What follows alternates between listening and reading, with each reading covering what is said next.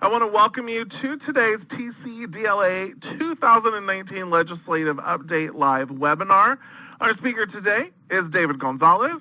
David is the founding partner of Sumter and Gonzalez, a criminal defense firm whose commitment to social justice involves defending against serious criminal accusations for both private and indigent clients. The firm's mission is to serve clients beyond the legal issues of their case and work to address the underlying reasons a client is involved in the criminal justice system. Today, David will be speaking to you as TCDLA's lobbyist to discuss the most recent legislative issues that affect you as a criminal defense attorney. I will now turn the program over to our speaker, and thank you so much for joining us today. Good afternoon. So if you are sitting there on a Monday afternoon, assuming that we're going to talk for 2 hours, you are amazing, because I can't talk for 2 hours, let alone make you sit there for 2 hours. So what we're going to do is this, is we'll divide it into a couple of chunks. And what we'll go through, which is both in the papers, if you're a TCDLA member, you'll see these on member benefits. If you log in through the website, you'll also see a cheat sheet that Shay Place and Alan Place put together, as well as a summary. You can find that in the Voice. You'll also see the publications that Alan Place will write for the Texas Bar Journal as well. But for purposes now, between 2 o'clock and 2:30, here's what we're going to do. The paper will be able to outline in detail 116 of the changes that affect criminal defense lawyers, prosecutors, and judges. So rather than be able to try to go through 116 different bills, what we're going to do is just focus on a smaller number, because not only do we have 116 changes, but in purposes of a longer discussion, once we get past the half an hour, if you want to stay on, what we'll start to do is drill down on about 6 bills that I think are pretty relevant, how to litigate the strategies that we saw, but more importantly, we're going to flag some of the 18 vetoes. Without going into specific depths, it's a decent idea to start knowing what we're seeing time and time again. What Alan keeps flagging is the same things that get, at least are clearing different portions of the House and the Senate, and if they're being vetoed, there's a reason why. You're going to see this on sexual assault and consent, and right now the ABA is actually discussing yes means yes legislation and taking a position, and you've seen Texas follow lots of different states trying to redefine consent from the negative to the affirmative. In the paper, here's what the breakdown will look like. For every single different statute, what we're going to do is give you the full legislative history and how to access that. Most importantly, it's the statute and what it affects. Anything that we get from the legislatures about what the legislative intent is on the bill analysis, and then the relevant text. Now, the reason why is because don't just take my word for it or my interpretation. After giving this talk about 5 different times for different audiences, each time there's something either someone will ask about that will cause me to look at the language again, and makes me realize that even though people passed these bills, it doesn't necessarily mean that what was enacted was their intent. For the next 30 minutes, we'll break it down into 6 different categories, starting from new offenses to defenses.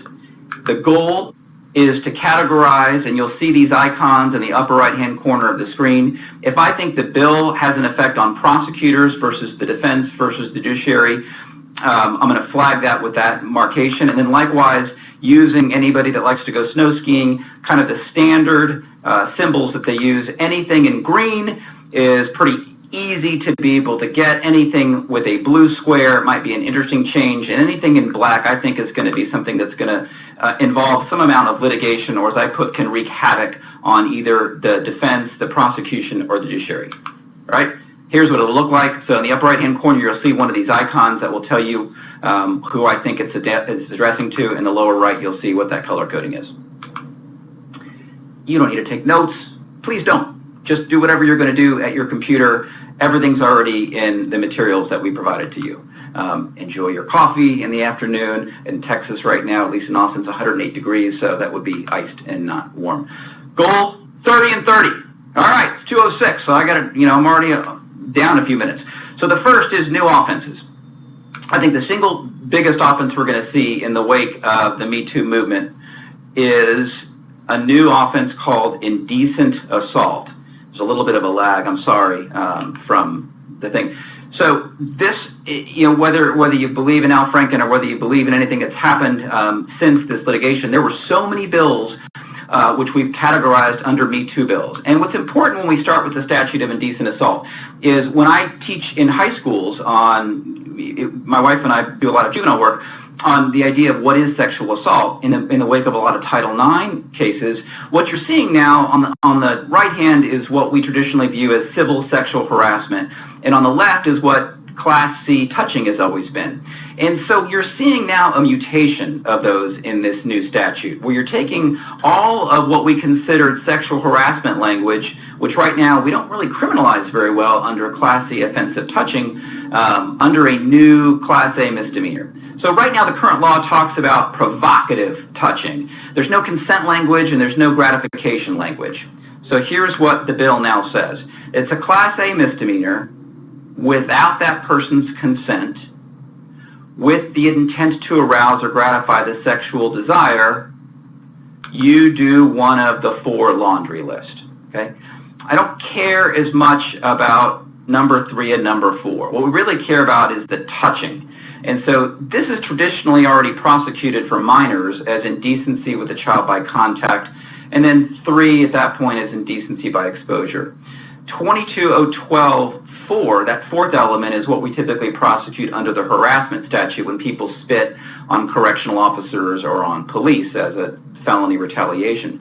So we're really looking at 1, which is some sort of a touching for gratification, which might be classified under a Class C offensive touching, but now is going to be classified under indecent assault. Now, what that question is, first off, you're going to see new bases for protective order, because one of the elements of the indecent assault statute is it's now grounds for protective order. And second, you will see bond conditions similar to family violence cases involving indecent assault.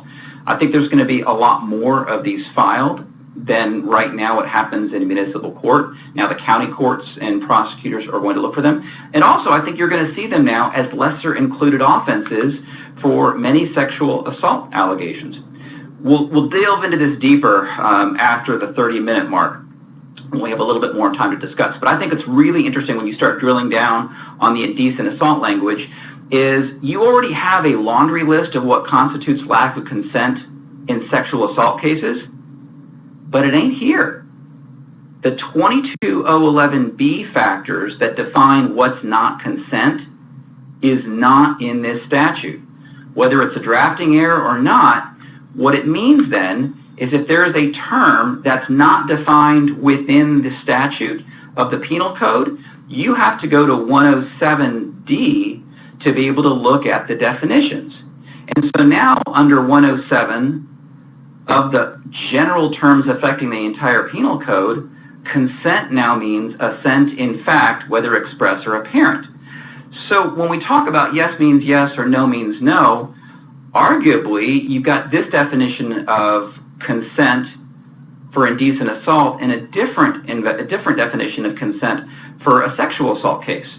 So in allegations of let's say date rape, where the state alleges a sexual assault allegation, and I think probably will include an indecent assault allegation, your jury charge is going to start to get really messy when you define what definition of consent is, be it for the felony assault or the misdemeanor indecent assault. We'll talk a bit more after the 30-minute break. Likewise, there's also on any assault case, if you've ever used it or not, we've used it for 6th Street fights, and when knuckleheads are fighting one another, you can use a reasonable belief and a consent to defense of assaultive conduct. I thought we were both going to fight, and so I consented to this.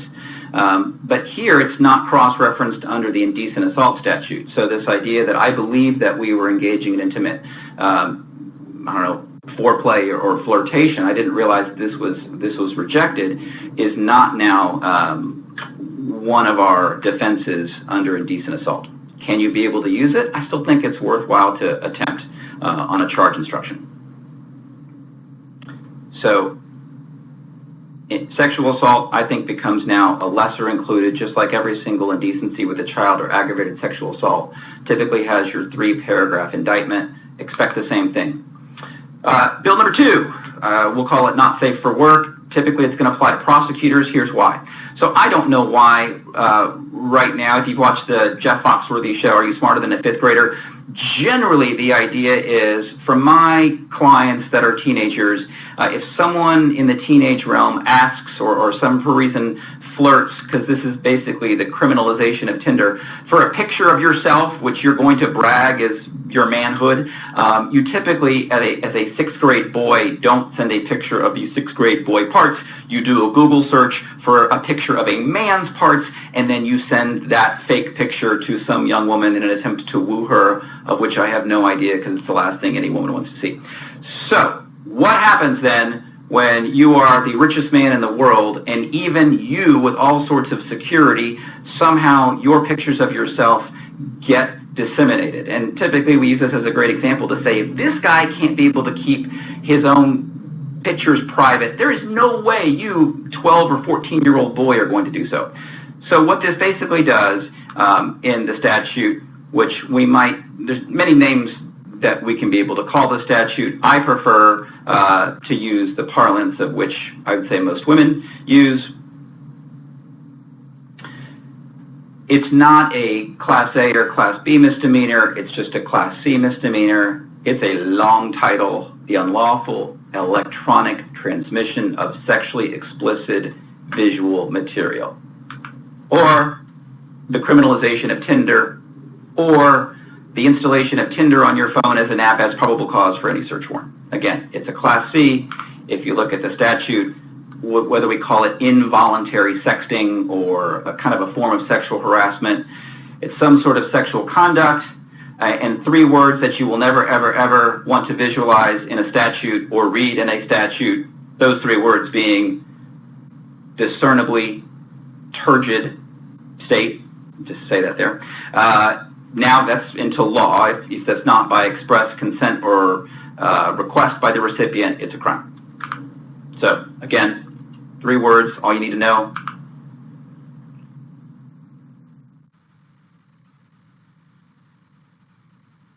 Come on, a little bit of delay, I'm sorry. All right, online prostitution. I don't think it's as big of a deal as this session made it out to be. Every single thing related to trafficking went back to Backpage, and for those that have worked in federal cases on the online prostitution, the feds have shut down Backpage, and so now whether you use Craigslist or some other form of advertisement, the idea is instead of working on the retail end, we go to the wholesale and try to be able to get the people that are making money from advertisements or from the web platform. So be it Silk Road or be it Backpage, what we do now is we mirror the feds. And if you own or manage or operate some sort of a website or what we call an interactive computer service to be able to facilitate prostitution, we're going to criminalize you. So the statute on its face is fine. I mean, there's no problem with that. But how many folks are setting up in Texas? Because when I try to get something expunged, none of those companies are within our jurisdiction, let alone the territory jurisdiction of the United States. So it's Antigua, it's the Philippines, it's somewhere else that using the Tor browser that bounces 20 other times. So how you're going to be able to get jurisdiction, I don't know. And so it's one of these things where we pass these to say we're going to crack down on folks that do so. I'm just not convinced those are necessarily being owned or operated within Texas. But if you can be able to prove it, and if someone's setting up something in their backyard, it very quickly becomes a second-degree felony. It starts off as a third, but it becomes a second if at some point there's somebody younger than 18 that engages in prostitution, whether you knew it or not. So again, ignorance of the age is no excuse. And once there's 5 people, it becomes a second-degree felony. It's another way of getting there. They're not under 18. And if there's 2 kids under 18, it goes to a first degree. So generally speaking, any one of these services, I think, immediately becomes a first-degree felony. Bill number 4. So I flagged this as kind of a black diamond for a couple of reasons. So again, in federal cases, when you have stash houses on some sort of illegal reentry or people that are typically holding immigrants and their families for ransom. So you pay one set of ransom just to be able to get from either the Honduras into Mexico or from Mexico to different stages from different cartels and gangs. When you get to the border, your family is typically asked to pay another ransom to be able to get you out of the stash house back in the United States. And so people are typically kept there for quite some time. So for all three parties, here's what's interesting. It's not the bill itself, because the bill itself just says it's a Class A misdemeanor to operate a stash house, okay? But it's also a Class A misdemeanor to permit or allow someone else to use any real estate, building, room, vehicle to be able to facilitate that offense. So remember, the wonderful thing about the rule, your adverse possession for 7 years has to be open and notorious to encourage landowners from making sure their property isn't being encroached upon. I think this is the provision of 2007. If you are renting land and you don't realize that people are operating a stash house, then it's not just a crime, because that's a tiny misdemeanor. Here's the bigger issue, right? You rent or lease. Then at that point, we define that property, including real property, as contraband, and now it's subject to forfeiture. So, I think given what happened earlier in the Timms case on the forfeiture of a Land Rover or Range Rover as part of having some heroin that the Supreme Court had, I think you're going to see the same kind of challenge if someone actually attempts to forfeit or create an asset forfeiture on real property. But, arguably, under Timms, there wasn't a big nexus between the car and the heroin. Here, there's a decent nexus, and I think even if the Eighth Amendment excessive fines applies to the states, it's going to be an interesting case, and so I think I flagged it as something to look out for. Number 5, the fifth bill, which is, I think, mainly for prosecutors, results to credit card information theft. Instead of basically just having the actual credit cards that you look for in terms of fraudulent possession or fraudulent use, we actually go to the actual data. And so what this changes are the fraudulent use of the information. It could just be the card, but typically it's the data related to the card. So you're possessing with the intent to defraud either the number, the expiration date, or the data stored. Really, really, really broad. And as someone that's had my identity stolen, again, it's my parents' fault. You don't name a kid David Michael Gonzalez in Texas. Clearly, whether my identity was intentionally or unknowingly stolen, if you have more than 50 of these data points, then it becomes a first-degree felony, which I think in any kind of mass theft or anybody that does it for a criminal enterprise, you're going to automatically get to a first-degree felony, which really, again, we've seen this session. There was a fight between the Attorney General and a lot of the DAs and county attorneys, and so many of these bills seem to pick a fight with the feds about who's going to enforce these, because right now I think the feds already prosecute with some pretty severe mandatory minimums aggravated identity theft, which this would fall under. What I like about this, again, as someone that's had this stolen number of times, is when my card was used in El Paso, when my card was used in Bexar County, it was such a hassle to get those folks to be involved. Now at that point on the prosecution side, venue is anywhere, either the place where it was used or the county of residence of the owner of the card. Picking up the same idea of fights between federal or state jurisdiction, we have mail theft. Again, mostly applies to prosecution and not to us. Many different arguments about porch pirates or mail bandits. But in this consolidated offense, if you take mail, we now prosecute you in Texas law. Again, mail seems to be, I always thought U.S. mail was part of the federal government's exclusive domain, and they prosecute mail theft, but perhaps at that point, if they want to be able to allow the state to do so, and I don't think they're giving up jurisdiction, and I imagine anybody that has this case, the first thing they're going to do is to file a plea to the jurisdiction or to be able to file a preclusion to say that the states don't have the right to be able to enforce federal immigration laws, for example, we saw that, or to enforce the theft of mail, because this isn't even close. It's not even a trespass statute. It uses the word mail. So by its very nature, 3120 seems to talk just about this. And I think the statute's actually designed, and I've got a case right now for sentencing in a few weeks on this exact issue. When you see this much mail, it's meant for folks that are going to apartment complexes and just taking all of the mail from that big batch. You're not just looking for, you're not looking for credit cards and money from grandma. you're looking for Social Security numbers, from my limited understanding of how this has worked, because a Social Security card can get you the ability to apply for loans, to apply for other things in your address, not that person's address. And so this is typically a huge phishing expedition. So look at how the statute starts to criminalize. I don't think you're going to typically have lots of misdemeanors. You're going to very quickly go into the felony range once you have 30 or more pieces.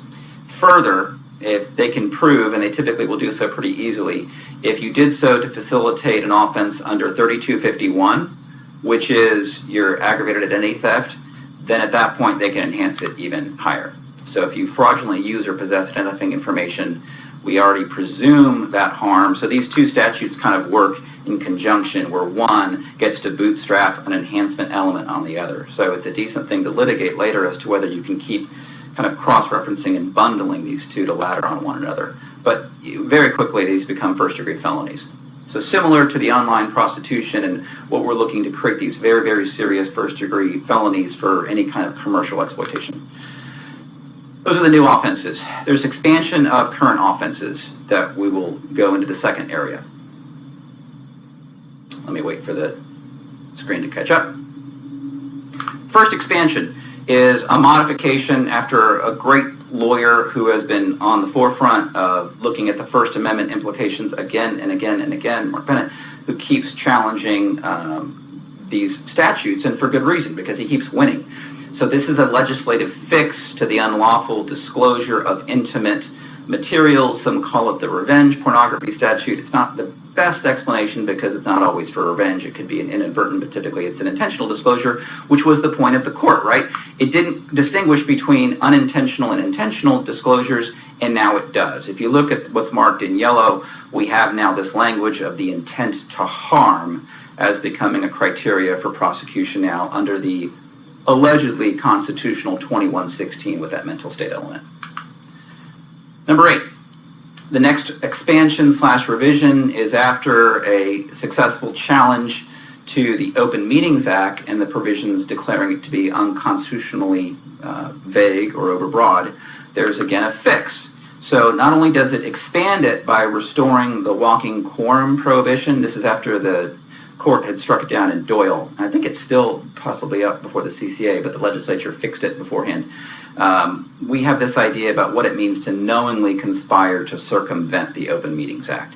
So this is where expansion comes from deletion. So if you look at the statutory changes, anything in red is what was removed. We've removed the words conspiracy.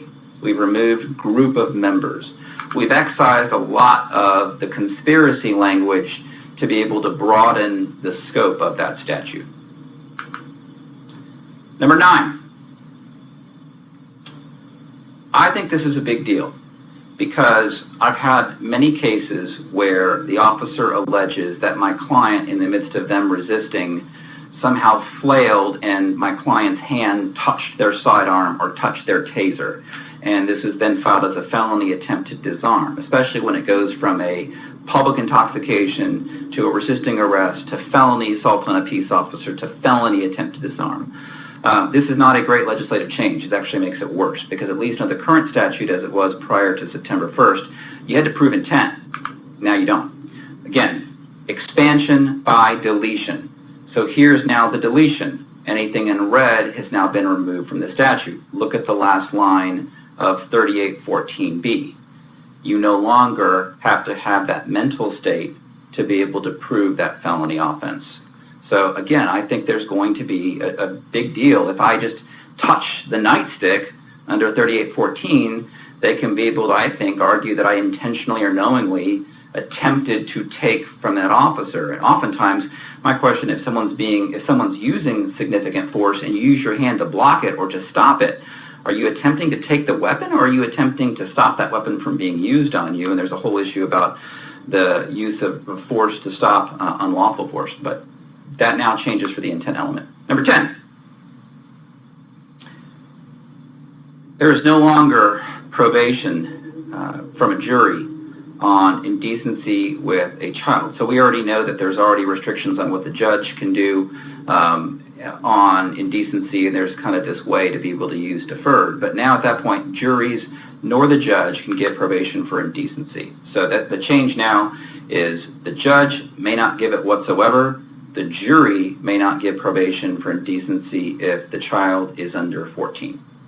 So this now, some of these changes aren't done by TDCA or the prosecutors. My typical belief these are things that the legislator keeps doing to get tough on crime, not realizing how hard it makes prosecutors and defense attorneys do their job when there's a genuine dispute about innocence. And second of all, then my concern always is, with the case right now, it just puts a huge amount of pressure on how do I, in an age where we have so many exonerations, especially for this kind of a conduct, there's just no incentive at that point. You have to go to trial and win. If not, every single thing suggests that you've got to look for an Alford plea or some way to be able to get probation, because the sentences thereafter are so severe, especially for the super aggravated charges.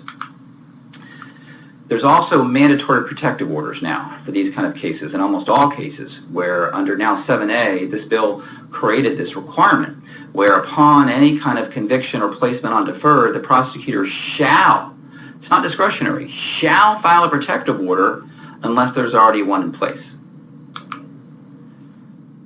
The 11th expansion has to do with hazing. One of our members, not a criminal defense lawyer, but one of the members of our bar, a lawyer, lost his son in an incident here in Austin involving a tremendous consumption of, long story related to alcohol and driving in an accident. And so he was a very, very talented lawyer and a wonderful advocate on behalf of the family. And so in looking at the hazing statute, the expansion again comes from deletion. How so? Well, hazing is prosecuted under the Education Code. And if you look again at the red delineations, we've taken out the limits to hazing, because right now you can't be able to have an offense of hazing unless it endangers the mental or physical health. We take that and now we expand that for the idea that if you do this for purposes of pledging, you give them alcohol, right? You now look at that definition of coercion, and if you look at 107's definition of coercion, if you give them an alcohol or drug in an amount that would lead them to believe they're intoxicated, so arguably over a 0.08 or any loss of physical or mental faculties, the alcohol becomes the litmus test for the hazing, not the other issues as to whether the harm. So I think this makes it a tremendously broad issue related to the prosecution of hazing for any county attorneys or district attorneys that are in jurisdictions where there's universities, because now the focus, I think, is on the alcohol and not the conduct thereafter. A couple of changes related to substances. One you might have heard about, I don't know, maybe hemp, whichever one seems to suggest, and I really think that the prosecutors get a lot more of these questions than we do, but I think we're going to get some of these questions, and we'll talk about a little bit later after it's not going to be the 30-minute mark as we're coming up on 2:28, but maybe the 45-minute mark or the hour mark. So here's what the law actually says.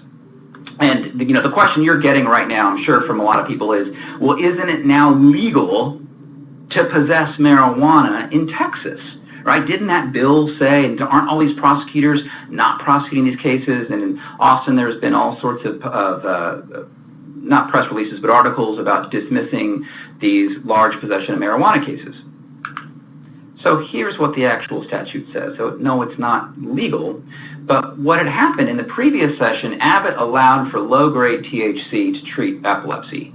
And so the first part of what we did under the Occupations Code is, because these bills are in the Occupations Code and in the Agriculture Code, in the Farm Code, under 169 we expand from just epilepsy to any kind of seizure, epilepsy, multiple sclerosis, autism, terminal cancer, okay?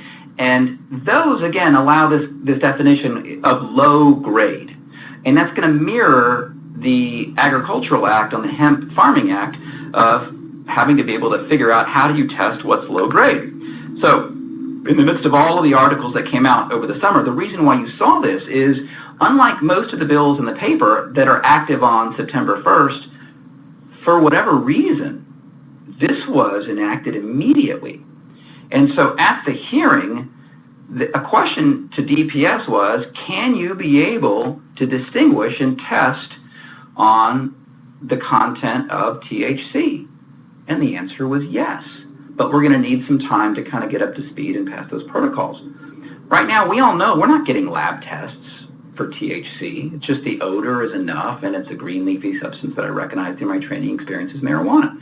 And that's typically enough. So now, the disconnect was they certainly didn't ask TDCAA their opinion, didn't ask us their opinion, and so they passed this, and it now becomes this interesting discussion. And my hat's off to Shannon Edmonds, who wrote a beautiful update that started this conversation back in June. And if you can look online, you'll find these, and you can find some open records as well, discussing what this is like under HB 1325 on how you regulate this in accordance to 40 other states. So in that discussion, he's discussing this idea of testing concentration. And so we're kind of figuring out how are we going to do this as a group of prosecutors, and what do we do? Well, what was fascinating is in the midst of this conversation, then on July 18th, so less than a month ago, there's a response to all these news articles, and it now becomes this fight between the governor and the AG, saying, look, prosecutors, I know you're out there saying you can't prosecute, but you're wrong. You absolutely can prosecute, and let us tell you how you can prosecute. And so they go through the Farm Bill and explain how this happens related to the threshold amount of 0.3, and above 0.3 is prohibited. And this is a wonderful letter to be able to find online. Just look for the open records of the letter sent to the Texas District and County Attorneys Association that kind of explains the governor's perspective, signed by Abbott and Dan Patrick and Ken Paxton, all saying you guys should be prosecuting these cases. But the argument that they're saying is you don't need a lab test, you can just use odor and you can use traditional mechanisms. And I think TDCA's response is that's not what the bill says. I know you didn't want to decriminalize it, and I know you didn't intend for this to happen, but the bill talks about these criteria and we're going to stick to it. I think it's a great, if there's anything to talk about, it's a wonderful explanation as to how sometimes public policy is designed by political methods that don't always check those boots on the ground. And when you don't check with them, sometimes there's a backlash or a reaction saying, if you had asked us, we would have told you what to do. But when you don't ask us and then you ask us to implement it, we have the right to be able to put it on pause. All right, here's the question we'll talk about a little bit after the break. Does the odor of hemp smell different than the odor of marijuana? Now, obviously, burning is probably different, and you shouldn't be burning hemp. Maybe you are burning hemp. I don't know.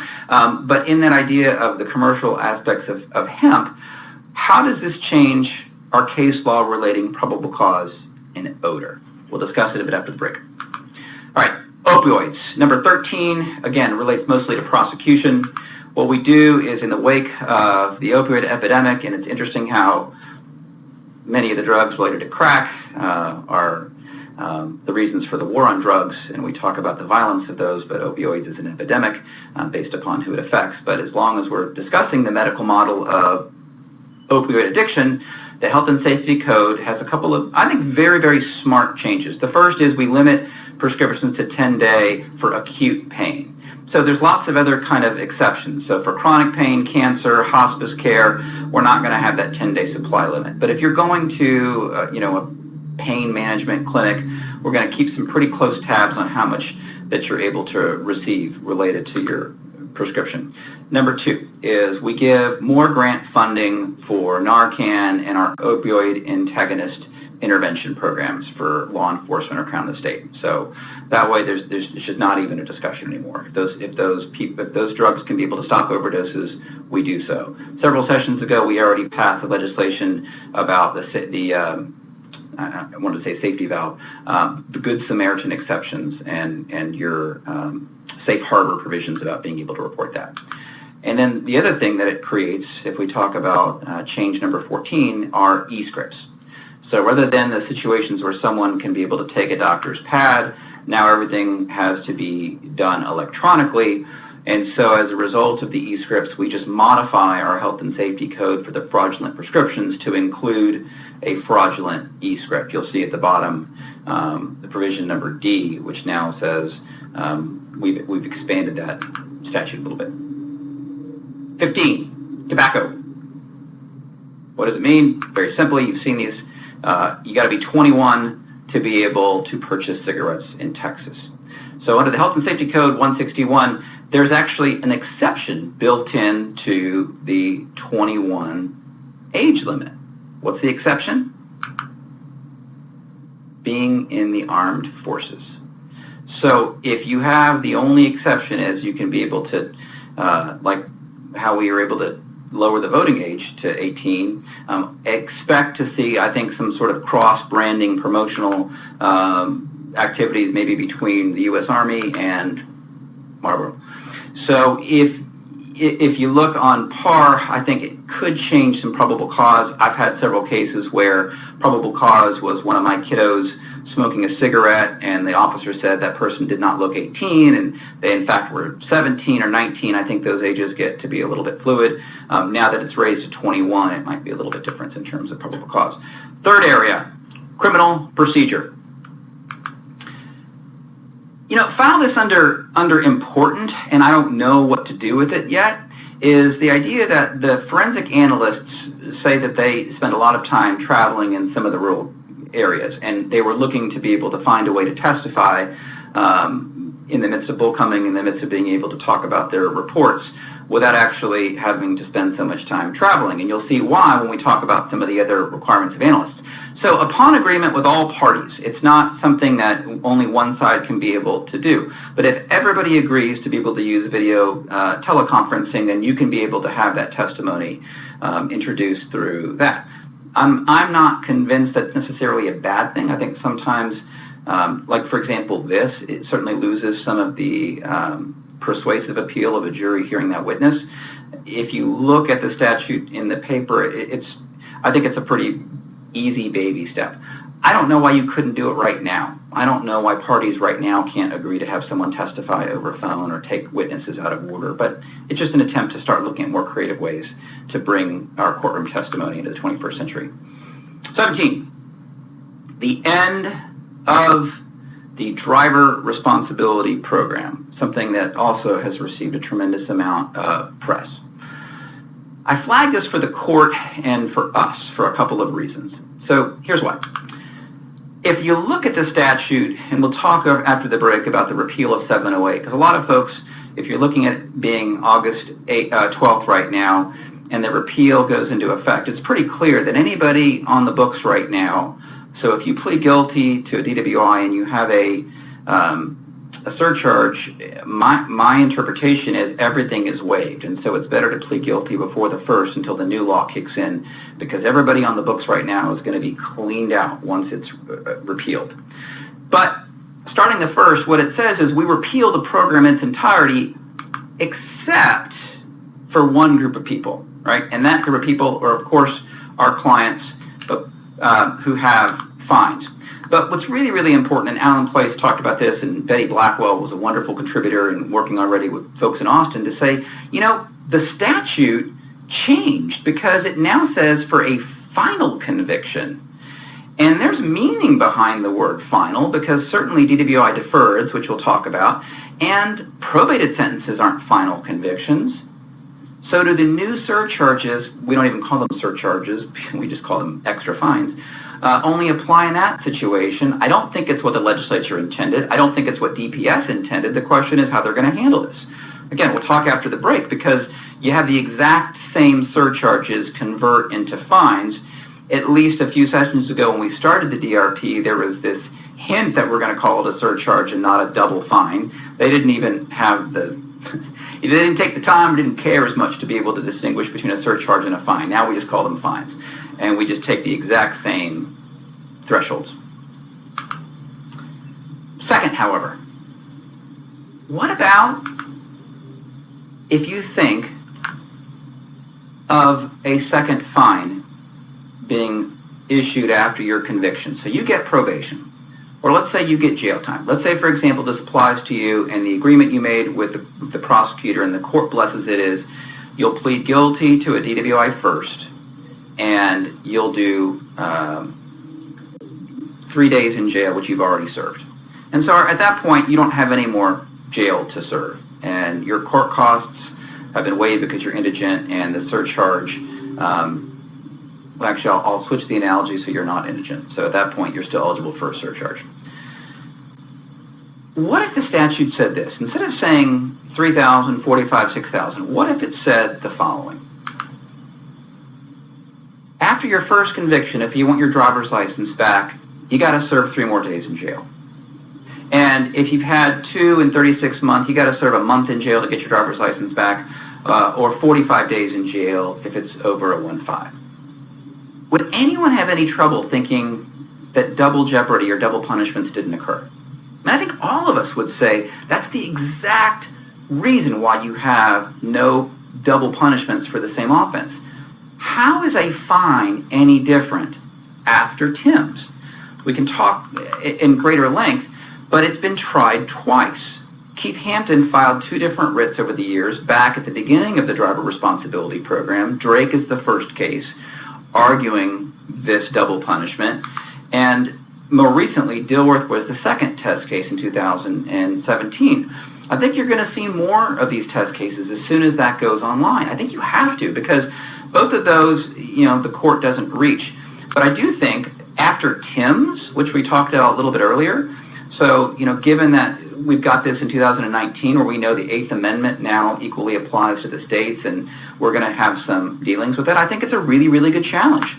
Also, just as a corollary, and we'll talk about Salinas in a little bit when we get to court costs, Salinas was a really good challenge, very innovative, on some of the things that you imposed as a court cost have nothing to do with me, and they challenged the applicability of some of the line items of how that broke down. We've changed the court cost system dramatically, so I think you've got some opportunities to challenge that as well. But I think there's going to be some really neat challenges, and I would probably tell my folks who are pleading, if there's no other option, to hold off on those payments until we can be able to figure out how this litigation is going to go, or we'll file a pretrial writ. And I think it could also be an as-applied challenge. Now, there's still an even better part of this, is that there was a lot of kind of case-by-case, county-by-county, judge-by-judge determination of what's qualified as indigence.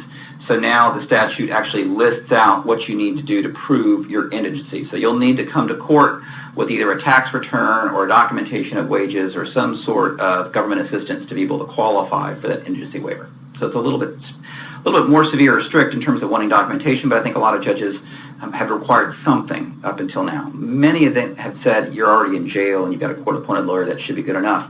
My question is, and I'll look at the statute too, I'm not convinced that appointment of counsel is necessarily a documentation of government assistance, but I'd certainly use it. Number 18. I think one of the more confusing instructions, and Alan Place, who has to deal exclusively with parole and these parole charges, we just have to deal with the charge, and he has to actually do a lot of the work related to the solution, is this parole charge, right? And it says you can consider it, but you can't consider it and look at good time, but here's how you calculate it, but don't calculate it yet because you don't know and it could affect that. And so there's an effort to be able to clean that up a bit, right? So we arguably eliminate the instruction to consider it but not consider the good time credit, and we say you can consider the existence of it.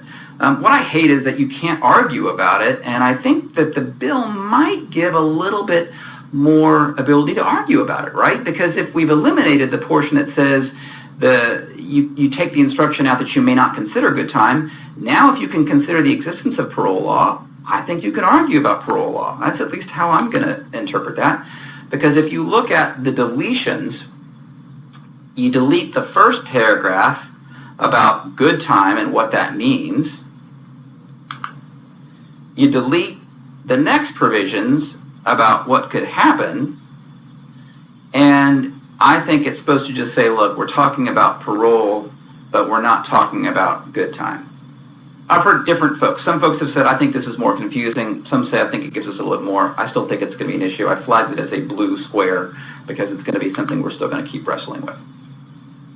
Full text is obviously in your paper if you want to read it, not just on the screen. And you can see all the deletions and interlineations. Here's one argument too.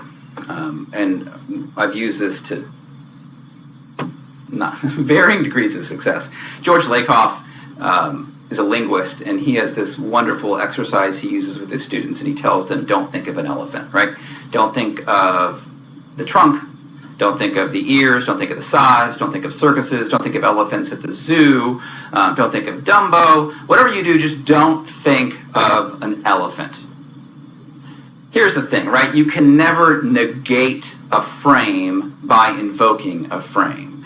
A wonderful resource called the Bimbo Report talks, this woman that does great work out of Dallas, talks all about how politicians and people in the media evoke the wrong frame. You know, I am not a witch was one candidate, or I am not a bimbo. By saying I am not, you invoke that very frame, right? So no matter what I tell you about not thinking of an elephant, the only thing that you can possibly visualize is, of course, an elephant. So that's the idea about parole, I think. The more that we say to juries, don't think of it, I think an argument is we have to at least address it, because we can't just tell them don't consider it. That's why we voir dire on the Fifth Amendment. That's why we voir dire on issues that we know that people are going to want to discuss. We know that they're going to be top of mind, and we have to be able to at least have some discussion. If not, I don't think it's very effective as far as how our brains work. Some different research on implicit bias that we can talk about, but for now, we'll leave it there. Number 19. The other big change, which we've heard about, is DWI deferred. It's not, let's just say this, it's big and not big, right? So there's some elements that you would say, boy, this is such a big difference, but after last session, when you can be able to non-disclose convictions, is it really that big anymore? Let's go through it. Now, here's the way I'll frame it. I want to make a distinction between deferred adjudication and deferred adjudication, because anybody that typically asks for deferred adjudication will love this bill. Anyone that knows the difference typically will not like this bill, and that's been our position for years and years and years and years, is that when you have deferred adjudication, and just hear me out for a second, right? I categorize deferred adjudication over here as something that lets you get your record sealed.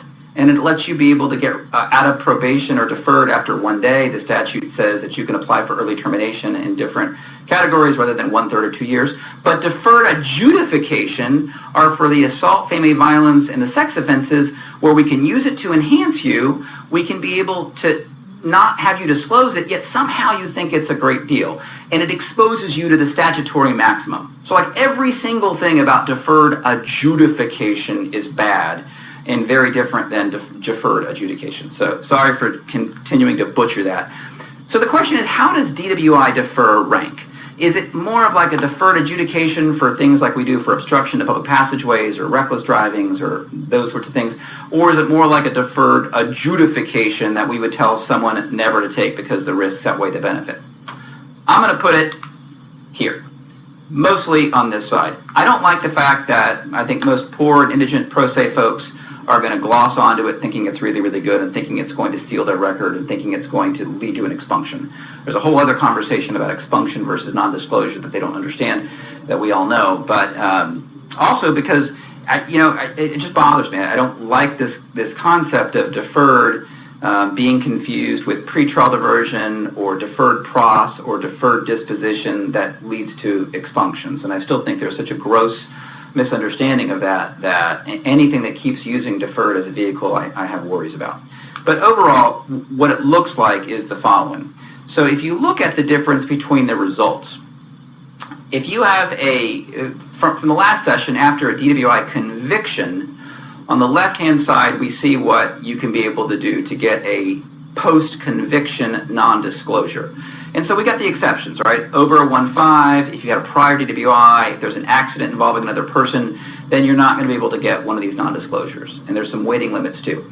Over here on the deferred, we have some exceptions. We add a commercial driver's license, and we also add, some of your more serious intoxication, manslaughter, intoxication assaults. So on its face, it's not terrible. It's not, I don't like some of the mandatory IID provisions that I think people get set up for if a lawyer is not advising them. But the waiting periods become interesting too. So a post-conviction DWI non-disclosure has a waiting period based on 2 to 5 years if you've had an IID installed. Over here on your deferred, it's required to have an IID. So that's the hook on the deferred. If you do a deferred, you must have an IID, and I think it's going to be longer than these 6-month waiting period or windows. What I think is interesting, and we can talk about it after the break, is I think that there may be a drafting error, and I'm probably wrong. I'm probably just trying to be too detailed. The intent is clear. 2-year wait. I mean, it's all over the place. Everything from the legislative analysis to the House research all talks about a 2-year wait. But when you look at the statute, I think they forgot to add it, and it allows you to be able to do so immediately. And I'll walk you through it a little bit later. Number 20. File this under boring, but really important and interesting. And that involves the reallocation of court costs. Why do I care? Well, first, look at the difference between what happens. So your felonies bump up $50, okay? Your Class Cs bump up $20. Your Class A's and Class B's were a veritable bargain at $33. But now, there's a huge jump. What do you do with the money, and where does it go? Here's the breakdown right now. I've color-coded it for visual simplicity. Anything in green goes to victims. Anything in red goes to fair defense or indigent defense.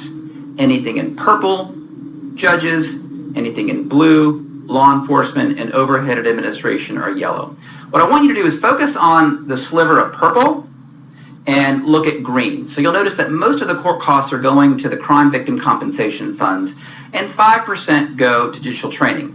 A lot of our clients' money is going into law enforcement retirement. And a little bit goes, I mean, not a ton, only 18 to 20% goes into fair defense.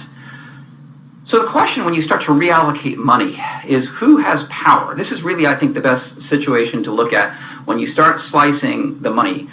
Who has the most power in the system and the sway at the Capitol? Here's the now 2019 and moving forward allocation.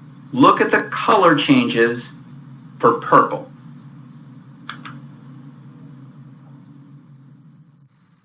All the money went from police to judiciary, taking stuff also out of the victim's compensation and leaving indigent defense at the same resources.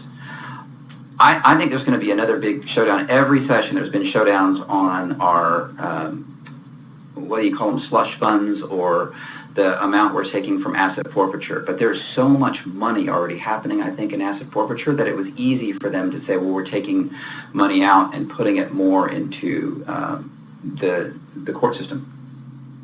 Also, when you look back to Salinas, does this now mean that as a client, you can start to line item other things that have nothing to do with your offense to be able to say that you shouldn't pay those court costs?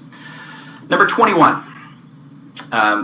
No, Bob didn't die. But what did were the ability to have special prosecutors in the wake of a couple of high-profile cases. So one was a case involving Mike McCrum and David Botsford, involving the prosecution of Rick Perry, and we were able to lose that case very easily without the legislature's help, right? So David Botsford managed to dispatch us quite quickly in the Court of Criminal Appeals. But the current two special prosecutors are still fighting in the courts right now after remand of a writ. And so the bill basically has taken away the ability to have any defense lawyer as a special prosecutor. Now at that point it goes to the AG or other regional prosecutors. Number 22. For those that have either teenagers that have gotten in trouble or for those that represent juveniles, I think a pretty big change by Representative Wu, and really, really smart bill. Right now, the law says that at 17, you have to be able to become an adult. But when you start applying for colleges, you can't be able to get your record sealed until you're 18. Well, what happens to all those kids that fill out the Common App and their birthday, they don't turn 18, like my daughter didn't turn 18 until July. And so all the kids that turn 18 after October or November have to disclose a DPU, a deferred prosecution, or anything else that happened when they were 16, and those that have a later birth date didn't. Now we just back it up. So everybody that's 17, once you hit your 17th birthday, has the ability to be able to get your record sealed a little bit earlier, or 1 year after disposition. Forensics. Number 23 involves this is kind of circling back to the Me Too movement. One of the other big issues was untested rape kits. This has something to do with what we're going to need to be able to know about preservation and timeliness. There's no evidentiary standards to it, but procedurally, we're going to have to know this stuff very, very well because there are so many new bills related to the testing timeline. So the first is everybody has a few years to figure this out. So within a couple of years, the new standard is going to be 90 days for testing any biological material in a rape kit. Now, what that means, though, we'll talk about statute of limitations in a second, is that word analyzed, right? Because law enforcement, if you need it done within 90 days, law enforcement has 7 days to be able to take what they've obtained to any healthcare facility. And then once they get that evidence, they've got 30 days. So they got to pick it up within a week and then take it to the lab within a month to be able to start getting it testing. Once that lab gets it, so you got 7 plus 30 plus 90, because they've got 90 days to analyze it, and then 30 to make the comparison in CODIS. So it's not a true 90 when you think about it. You know, that's what the headline said. But it is fast. I mean, it certainly speeds up that process. Now, here's what I think is interesting. Right now, the law changes. If we took DNA in a sexual assault case, and it's not yet been subject to testing or a match, there's no statute of limitations. So what do you do in a case where identity is not an issue, right? The idea of that bill is supposed to be when we don't know the assailant. What if it is an allegation of date rape? And there's no question that you know who the person is. Identity is not an issue. And you take a DNA sample because you took a SANE exam. Is there no statute of limitations? I mean, based on the statute, if there's no match, and of course that person's probably not going to match CODIS, I don't think that's the intent. I think I'm probably being a dork and misreading this. But my thought was, does this incentivize law enforcement to take DNA samples in every single case because they think it might be able to make a statute of limitations last indefinitely? And what if in that case there is no match today on August 12th and they decline prosecution a year later, but then 5 years later there's a match because another person alleges a sexual assault?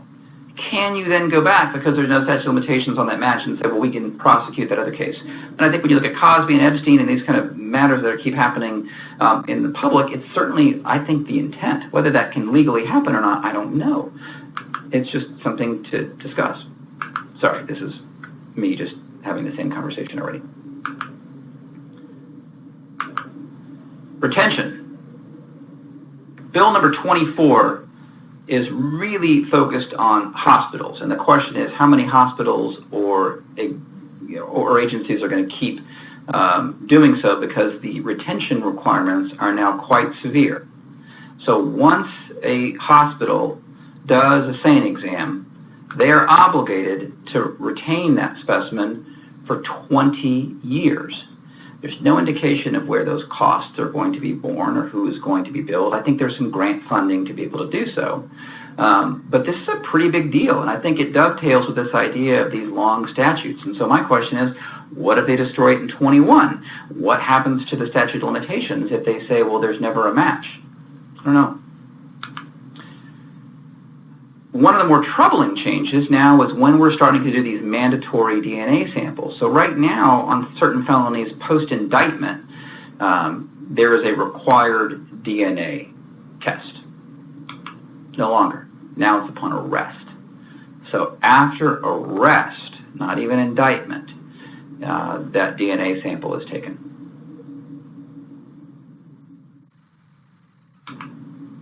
Further, investigations are now entered into the database. So if a client is a suspect of a sexual assault investigation, they are now listed in the violent criminal apprehension database by the FBI. Regardless of whether or not that resulted in an arrest, an exoneration, later that never got prosecuted, a declined prosecution. I think I flagged this because I'm not convinced the feds ever listened to our expunction orders, but it's certainly something that has to be addressed. Defenses. Number 26.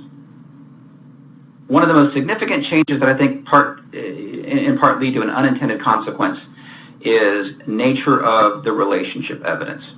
This was created as a means by a prosecutor out of Fort Worth to say, sometimes we have burglaries and sexual assaults and other cases where I need to get into the relationship of domestic violence. And the statute right now only allows assault family violence prosecutions to be able to allow me to introduce that evidence. Why not expand it to any criminal offense that involves domestic violence for two parties? And so when this bill was drafted, I had flagged it with several advocates for groups that represent battered women. We had a case right now, a murder case pending here on this exact issue. And, the tradition has always been the problem that you want to introduce evidence as to the nature of the relationship on the defense side because the wife or the girlfriend who's been beaten for so long ends up typically pulling the trigger when that person is not actively harming them, when they're asleep or when they're not looking, because if they do so otherwise, they're afraid they'll be overpowered or the gun will be turned on them. And so traditionally the idea is, no, you can't bring this in because it's irrelevant. This was just premeditated cold murder. Well, what if now the law changes, right? If now the law under 38471 says for all cases involving a dating or family relationship, not just limited to domestic violence, you can bring this in. And it's for both parties. It's not just the prosecution. So I think that this actually ushers in a battered women's defense in Texas. And so in the idea of, what we talk about from Stand My Ground, I think this is a great sign from one of the protests of what women have complained about. At what point, in the Stand Your Ground issues on kind of the castle doctrine, can women have that same ability when the person that's attacking them is in their own castle? And are they able to ever feel safe? And are they in a heightened sense of saying, this is why I had shot? So here's what it looks like. And again, expansion, you've heard me say this now 4 times, expansion through deletion. We've eliminated, when you look at 38471, the interlineations about domestic violence. And so now it's just wide open. So if there's any offense that we've got that we're defending, and if you're representing women that are in this abusive relationship, or anyone in that household where you're doing something, that evidence is now admissible. Here's the provisions. Subject to the rules of evidence, each party may offer testimony or other evidence of all relevant fact and circumstances that would assist the trier of fact. I mean, that is wonderful language. It is. I love how broad it is. Can it hurt the cases where we're representing someone that's accused of domestic? Yes, this is absolutely the case. If you got someone that on the defense side has had a repeated number of incidents of domestic violence, then yes, this is obviously not great. But in terms of equalizing for those of us that have cases on the alternative, I think it is fair. 27. We have a change in firearm defenses. I don't think a lot of them we're going to see. I mean, in the wake of open carry, there's other kind of issues about probable cause to search. I think especially related to how people are being searched and whether you were in fear for safety and that whole issue. But here are the differences, right? For wealthy people that have homes, it's pretty easy to store your gun and walk back and forth from your driveway. What about people in apartments and condos, right? What if there are signs that say you may not trespass, openly carry, or concealed carry? So there are 3 new carve-outs that provide defenses, and they're very, very lengthy and complicated. So again, that's why I don't think these are going to be things that we're going to see in trial. I just don't think they're going to get prosecuted because the defenses are so robust. First off, it's this huge, huge loophole. If you end up going to a facility that says you can't bring your firearm in here and you promptly depart after they tell you you can't do it, it's a defense. Number 2, this is the carve-out for apartment and condo dwellers, that if at some point someone says this person had a gun and we have a sign that says you can't have it, you've got the ability to be able to transport to and from if you live in one of those places. And then number 3, if you're leaving a disaster and you've got your gun with you and there's some kind of hotel or place you're staying, you've got a carve-out that kind of goes with you wherever you need to. There's also a new change related to guns in places of worship. So, in the wake of, not El Paso or Dayton, but let's even go back to Sutherland Springs, where the idea was if someone brings a gun into church, or what Dylan Roof had done in North Carolina or South Carolina, can you now have a gun in a church or synagogue or any other place of worship? And the AG had an opinion that if they post it saying that you cannot, then you can't. But otherwise, unless there's a posting, you are free to bring a firearm into that place of worship. And so now 46035 just codifies that. And it says there's no longer this prohibition. If they don't provide notice, then at that point you're presumed to be able to allow to carry a firearm in those places of worship. 28. If you can openly carry a firearm, why can you not have brass knuckles? Right? So last session or 2 sessions ago, it was your switchblades. Keeping in time with the mafia in the 50s, we now escalate that to brass knuckles. So feel free, all of your teenage sons and your kind of hooligans who love West Side Story can be able to carry brass knuckles. So we just basically eliminate that prohibition of the definition of brass knuckles. So actually, it's easy to make fun of it, but here's actually what someone had explained to me and why it's more similar to Me Too than anything else. And I hadn't known that until I saw this. They're like, there's these keychains, and those keychains get defined as brass knuckles. And so if a woman has this keychain, then that could be against the law. And so I said, well, that's not, why is a keychain brass knuckles? Well, I'll show you. Oh, all right. So that's the definition that they're being able to say. All these kind of devices that are considered personal safety devices are now no longer against the law. 29. Andy Drumweiler has done a wonderful update of a paper. So if you were at Rusty Duncan or if you were at the Advanced Criminal Law Seminar or summer school in Galveston, you'll see his updated paper on collateral consequences. And this last session had a couple of really good changes, right? So one of the changes on collateral consequences relates to student loans. So for example, you can't use student loan debt anymore. And in that notion, what they also did under the occupations code, and I want to make a distinction between occupational licenses versus the actual occupations code for your professional license, like being a nurse or a plumber or air condition repair. Prior convictions are no longer a basis for automatically denying a professional license. It's a great, great change. What I've always told clients is, if there's a nexus, right? If it's a DWI and you're applying to be a school bus driver, there's going to be a nexus, right? You ain't going to get the job. But at that point, we've eliminated that blanket prohibition, and so it's meant, I think it's, again, moving in the right direction of how much we've over-criminalized every single thing, and TDLR has used these. So for those that represent people in professional licensing hearings against the Board of Vocational Nurses or the Texas Medical Board or those types of things, look for that change to affect your clients. Well, final thoughts, but it's, of course, 3:10, and I said we would do this in 30 minutes. We'll take a break after I finish the last bill. So the last thing you might have heard about is related to red light cameras. And it's a blanket prohibition. So the 30th bill in not 30 minutes is related to the outlawing of any kind of photo enforcement device. And here's kind of where I want to end as it relates to public policy and all of you taking a Monday afternoon to go through the law. I have 4 kids. I'm well aware that I am more likely to suffer injury or significant harm from someone running a red light than I am a burglary or kidnapping. And not knocking on wood, it's just what the data shows in terms of cars. And I know that we're all worried about driverless cars and about how all this is working in accidents. And in Austin, man, I don't know why, but there is just this itch to drive 2 more cars past the red light. And so you can't ever go at green in any intersection around here. So I got to tell you, I'm okay with red light tickets, and I'm okay with red light cameras.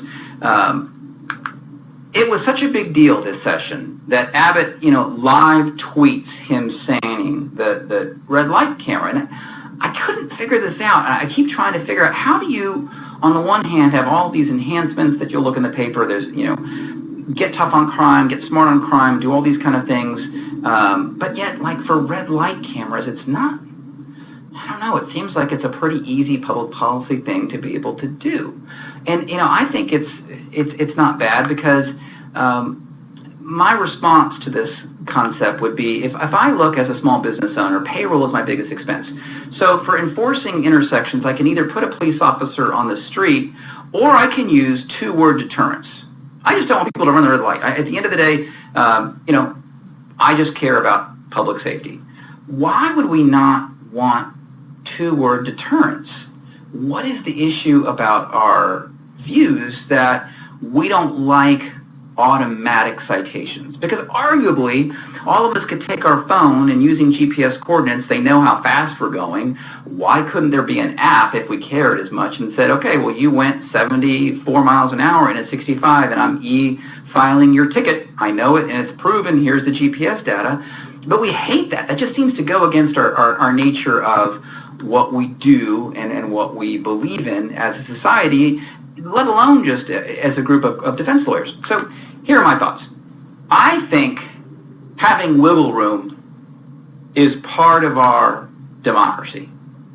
And when you look at kind of what those American values are, as American as apple pie is your ability to talk your way out of a ticket, or your ability to say, no, I want to be able to make you prove it, right? And so in the litany of values that we have, they all seem to relate to what I think is a really, really important thing as we prepare for the next legislative session, or as we start to argue some of these writs in court. I'm going to use the red light camera constantly when I'm trying to argue the rule of lenity as to why a statute needs to be narrow. That when you look at what we're doing, we're not trying to get a 100% conviction rate, right? We're not trying to say that every single person arrested is guilty. We're not trying to be able to have a broad view of arrests. And the reason being is, I think when you look at how, for the longest time, Texas has viewed itself, it's a neat idea when we look at kind of how other folks have looked at this. And living in a jurisdiction on red light cameras, one of the other themes of the session is state versus city. Because in the city of Austin, we have passed 3 really big ordinances that the state then sought to overturn. One was about cutting down trees. The second was on bringing your own bags to HEB. And the third was on paid sick leave. All of those given to be challenges. And so I want to end the talk kind of going back in time to de Tocqueville. Because de Tocqueville talks about this idea that why America was going to never, ever, ever result in tyranny is because, as good as a centralized government is, whether that's the federal government or even the governor or the legislature, really all of the details from local communities are what make things great. That's what works. And what he did was, arguably that central government only meets for 6 months every 2 years. How are you going to address all of the issues in your community? And so what de Tocqueville looked at when he said, democracy is always going to exist in the United States. I can tell you right now, from 100 years ago, what he did was he mapped out a couple of different roles. So in 1831, when he writes on America, he has noticed already that in most governments, there's always been a centralized form of government. But in America, there was this decentralization. And it was messy, and it was complicated, and the monarchy, it was certainly efficient, but in democracy, you had all these little bit players that were always making their own rules and mucking things up, and it was just so many layers of bureaucracy that we complain about sometimes, but boy, it's really hard to take away someone's rights. And so in that regard, I think we're all part of that. And I don't like this idea where we just say, no, I just think that we need to eliminate those kind of oversights and we shouldn't do those things. I think things like red light cameras or policies that local ordinances have, as long as they're protecting rights. And again, that's what's interesting. I'm not saying this is consistent. Obviously, a red light camera is not the best for rights, but it's the principle, right? Because if we talk about what you're all doing, and I thank you so much for joining us to talk about the statutory changes, it's all from you. No one's being paid for this. You're coming to learn the law because all of us do so, and representing folks over the next couple of years before the session. So whether you're a TCA member or whether you're just visiting to look at the update, you should have a copy of 166 pages of every single bill, categorized accordingly. I'll take about a 5-minute break. All right, welcome back. So I want to answer a couple questions. Brian Baker had asked about whether the provisions first, and we'll start with indecent assault, include over the close. And my interpretation is yes, is that if you look at the statute and the statutory language, it's any touching. So it's similar, I would say, exactly to the indecency with a child by contact. We'll have the same exact statutory language related to any of that touching. So it doesn't have to be directly on the skin. It can be over the clothes. I wanted to begin here in kind of conversations about what to do with this statute to at least discuss, I think, something that we're going to see over the course of next session again. And it's important at least to kind of develop this. And if you can take a little bit of time, if you can pull up, and I can pull this up as well for you. If you pull up 22011B on the lack of consent, that's the definition that we typically use. And in talking to prosecutors, and even if we just read this ourselves, it's hard. When you think about it, it's really, really hard to prove lack of consent if you're a prosecutor. The laundry list often just involves violence or a gross misuse of power or being unconscious or not being able to appraise the act. And as a result, what's happened over the United States is there has been some very interesting test cases. So one of the more famous ones is in a statute very, very similar to ours.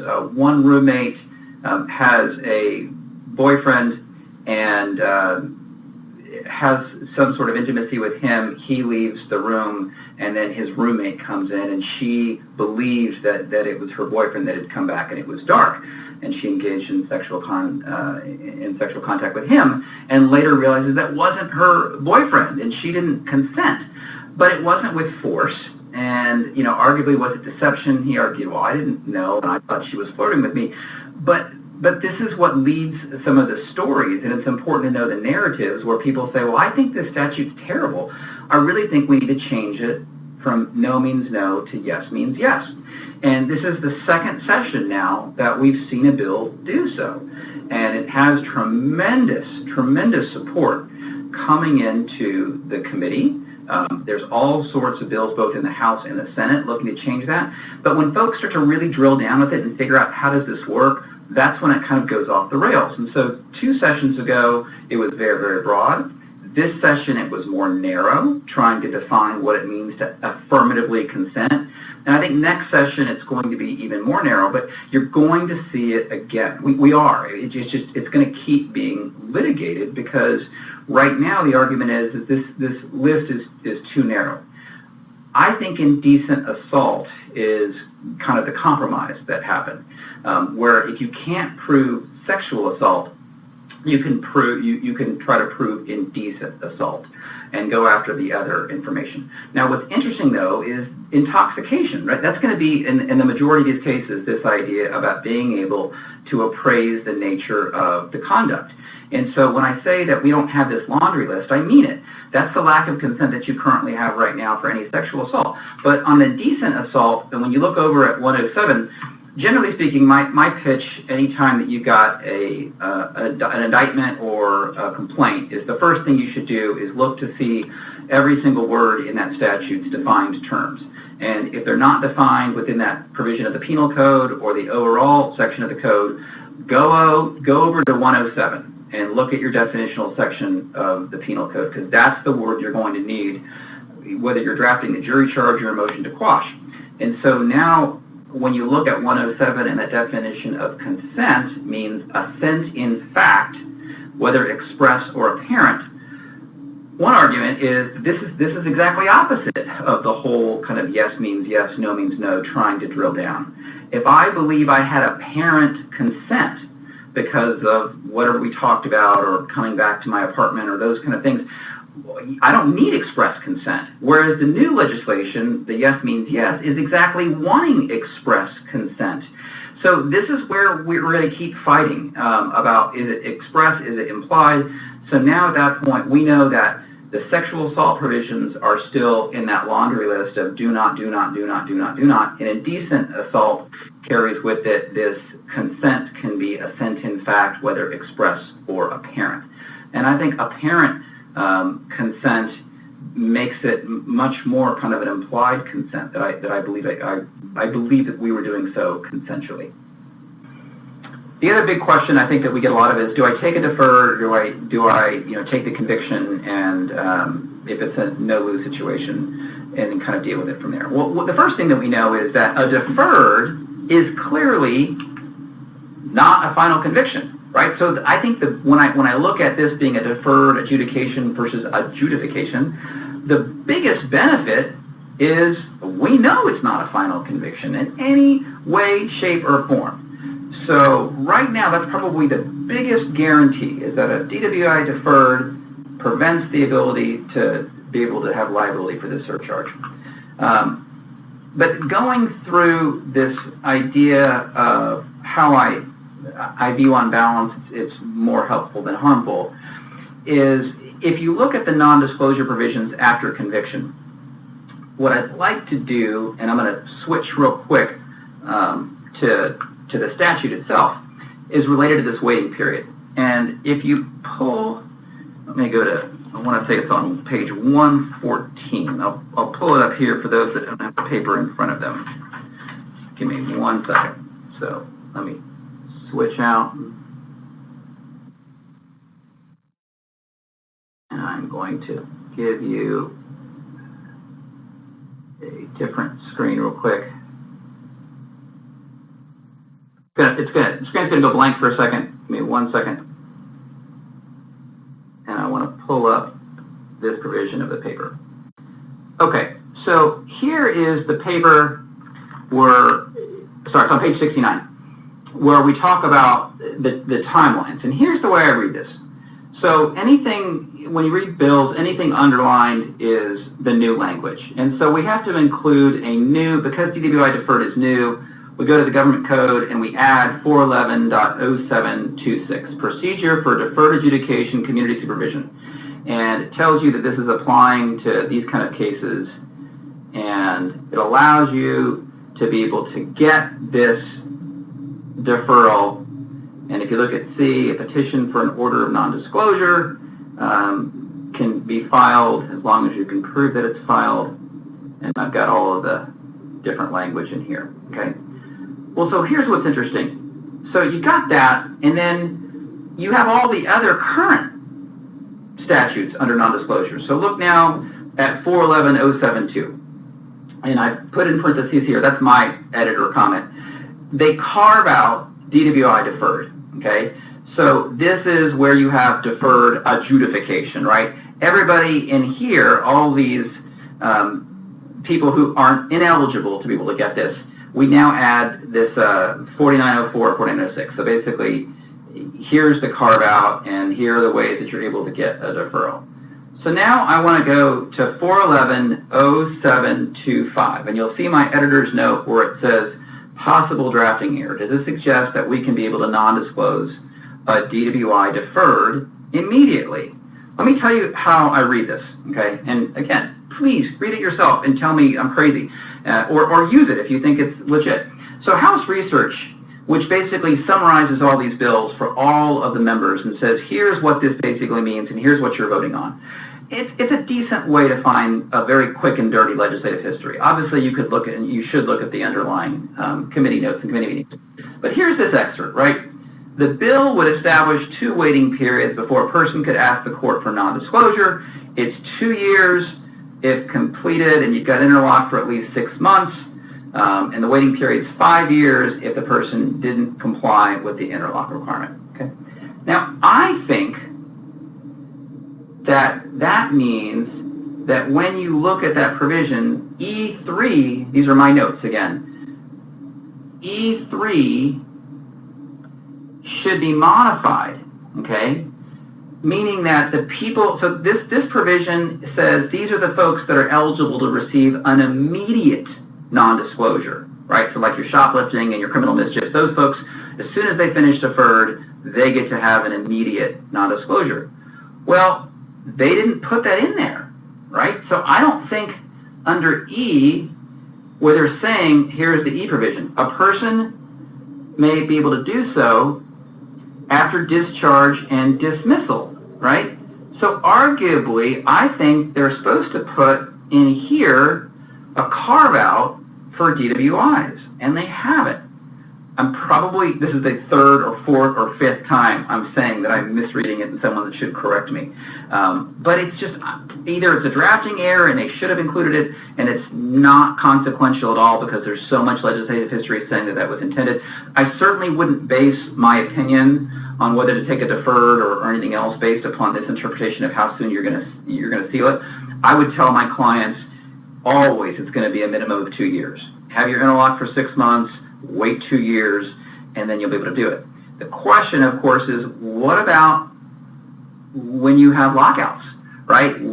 How do you define what's successful? How do you have this idea about how much do you have to comply for the 6-month IID? So these things haven't really been sorted out, and I think it's going to end up being you litigating these things in your jurisdiction. All right, I'm going to blank screen again for 1 second. Sorry. I'm going to switch back over.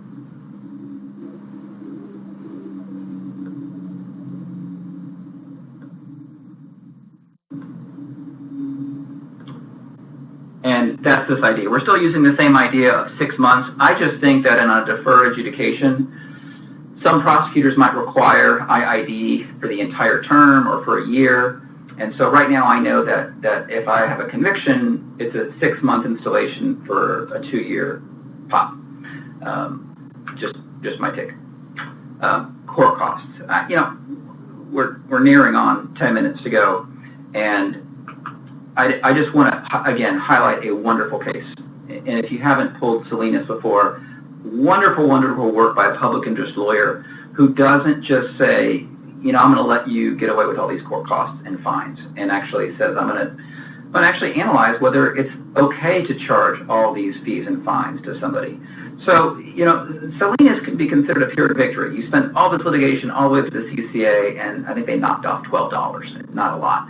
But as a group, right, so when you look at all the money that's being collected all over, there are so many fees and fines that are tacked onto our clients that I think it's worthwhile to look at that bill, which is why I put all of the allocations in there. It's really, really important.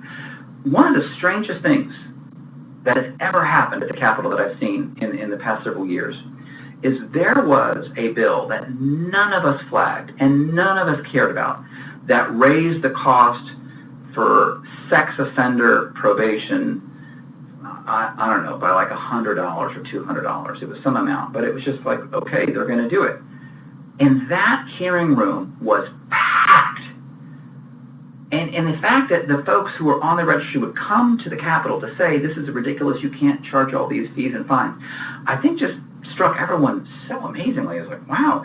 And it didn't happen. But more often than not, those of us that are practicing there don't have the resources or the time to be able to attack every single different fee and fine.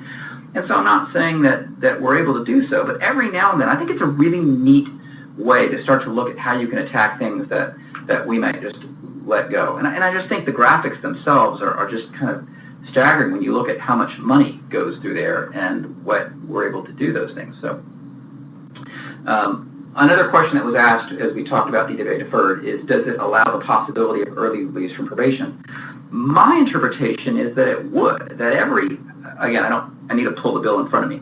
But I still think the original provisions of when you look at early termination or reduction of supervision under Article 42, the whole revisions of what used to be 4212, Section 5, it distinguished between the 2-year or 1/3 waiting period for regular, and there's a body of cases out there that say, well, because deferred is not a conviction, really you could be eligible to apply for early termination after 1 day. I'm not convinced that wouldn't still apply to any deferreds, even those kind of deferred adjudications, because by the nature of it, that's what can happen. Whether it gets granted or not is a different thing. Again, I'm not positive I would ever list that as a benefit. I just think the consequences for violation of deferred are always so severe. But here's the thing. If that last session's bill didn't pass, which was crazy, and no one had predicted that you would be able to non-disclose a conviction, then I think DWI deferred becomes a much more interesting conversation. If there weren't all these pilot projects around Texas, from Austin to Williamson County, Bexar County, where we're trying to divert people from DWI court or to diversions if you have an interlock device, it would be interesting. But I think there's so many different tools people are trying to use where it's just one more. I don't think it's this wonderful tool. Our concern always is how it gets misused and how people might misinterpret it and thinking it's really, really, really good. And so I just wanted to have a little bit of caution and caveat. Database. I don't know what to do about this. This worries me. This, on two provisions, right? We say that an arrest has no meaning. We give it as a jury instruction. We say that you can't take that into account. We even say the indictment has no meaning whatsoever, but yet we take your DNA and the ability to retrieve it as a result is interesting and troubling, right? So when you have the Golden State Killer caught by 23andMe, or I guess genealogy.com or ancestry.com, whatever database he used, I know a lot of folks that don't want to do 23andMe simply for that reason. I have no control over my data and my DNA. And at that point, once it's in there, how do you get it out? I mean, I know that we litigated a while ago the gang database and wanting to be removed from the gang database that was being used against clients. But this is why I get so troubled. The governor says that red light cameras are the biggest intrusion on our safety and that we shouldn't, our privacy as Texans. But the database, and the federal database of all things, is okay. Not upon indictment, just upon arrest. And, I just think there's the us and them. Us typically don't, we run red lights and we don't want to pay the ticket. Them commit aggravated sexual assault and do those kind of things. And as long as you have those differences, you have two sets of rules. And our job is to make sure that we always see that us and them are the exact same. Same with these investigations. And I think it really raises the stakes right from the get-go for anybody that calls you and say, hey, someone just called me saying that they want to talk to me about someone I dated or I went out that night and I think I'm being investigated for assault. Because at that point, that investigation gets into the database and you're off and running. And I think for purposes of Morton discovery, I want to know what those reports look like. And I'm certainly going to be asking for them. I want to see what you entered into that violent crime database, what information you gave, when you did it, what you said. Because if you have a chance and anyone is near Austin or gets to see Steve Brand talk, Steve Brand does a wonderful presentation on this exact issue of investigation and calling someone a victim before you finished your investigation, because already it presumes guilt in a pretty harmful way. And I'm not saying that we have a way around this, but it's just something that I flagged as pretty meaningful. I want to end on this last statute because I think it can be groundbreaking. And just because it's my interpretation doesn't mean it's going to be everybody's interpretation, but having talked at the advanced criminal law course and spoken to a number of judges and a number of prosecutors and a number of folks that are advocates in the community, no one at this point is too upset. I think on balance, folks are saying it's good for both sides, that the rules of evidence should play no favorites. And this session, we spent a lot of time on bills that played favorites, that said if you're the prosecutor, you get to use this and this and this and this and this, but as the defense, you can't be able to impeach. And so the trend, session after session, has been enlarging the use of all sorts of 404B evidence, all types of extraneous and bad acts, and narrowing the scope of cross. And it is a battle that we fight every session, time and time again. This, I think, is different, and I think if we can keep fighting for more of these kind of bills that don't play sides, sometimes it will benefit the state, sometimes it will benefit us. It really depends upon the evidence and the facts and the context. I think it's great, and I would really encourage anybody that's got any relationship at all. So when we talk about families, I think there's a lot of theft cases that I've had, and we want to be able to introduce previous kind of agreements and disputes and intimidation between parties and manipulation and fraud. And I'm going to keep using nature of the relationship as a toehold to kind of talk about why this stuff is relevant. And I think it expands just beyond violence. Clearly, this is meant for violence. I mean, don't get me wrong. That's what this is meant for. But I just say there are ways to be creative, and there are ways to be able to use this to be able to look and see kind of what else we can be able to do. So all that being said, I think there's one last question. Denton, last one asked a great question. How is mandatory DNA going to compare to mandatory blood draws?